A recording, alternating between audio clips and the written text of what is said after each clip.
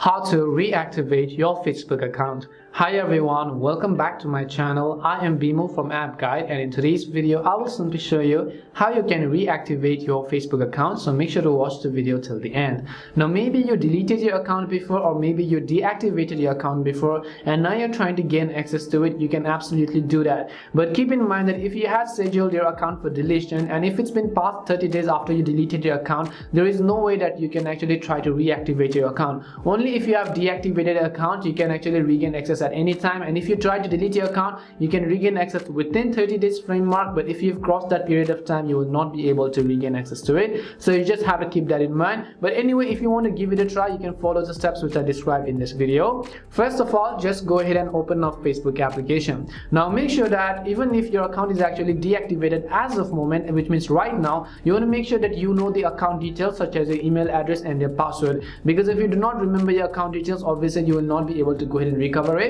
But even if you do not have a password, if you have an email, then you can go ahead and recover your password, and after that you can try to reactivate your account. But first, let's go ahead and simply enter my phone number, my email or my password just in a normal way as you would try to log in. So just go ahead and enter your credentials.